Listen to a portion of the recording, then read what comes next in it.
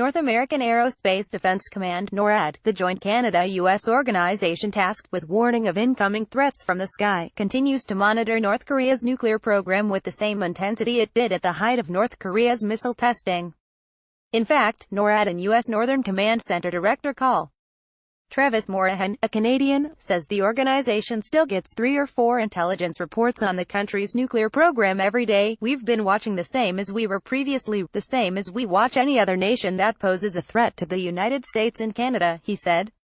Morahan has been standing watch at the helm of the NORAD Command Center during 5 North Korean missile tests and says it's not the political rhetoric that shapes their decision-making, it's what he calls the hard intelligence. We have a job to do that's measured in minutes and seconds, and for us to try and account for the political rhetoric, it doesn't fit in.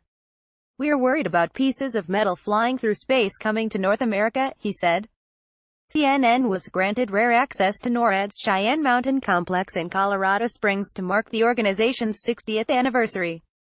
The complex houses NORAD's alternate command center, located nearly a mile inside the mountain and buried under 2,400 feet of solid granite. The primary command center is located at nearby Peterson Air Force Base, but in the event of a serious real-life nuclear threat, the operation would shift to Cheyenne Mountain, and for good reason. It's secured by 2 massive 23-ton blast doors, completely sealing it off from the outside world to survive a nuclear strike, or maintain communications after an electromagnetic pulse attack.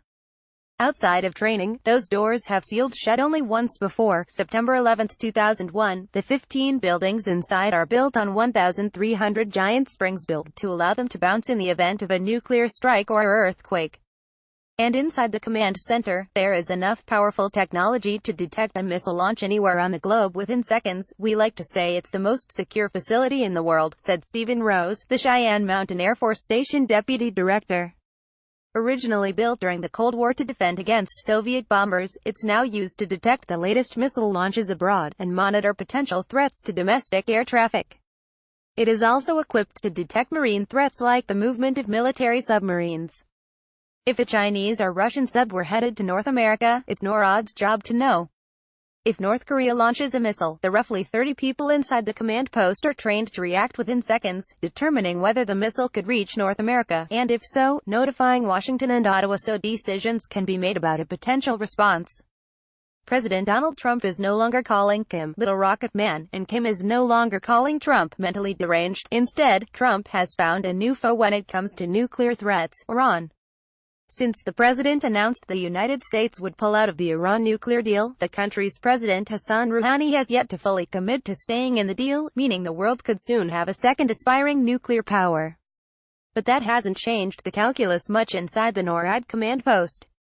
Morahan says intelligence coming out of Iran doesn't always match the nation's fiery political rhetoric, not to mention that fact that Iran has yet to demonstrate the capability to strike North America. We try not to look really hard at what is being said in the news. It's rhetoric. So once again we focus on the hard movement of capabilities, the deployment of missiles, the deployment of submarines and bombers, he said. CNN's Sarah Weisfeld contributed to this report.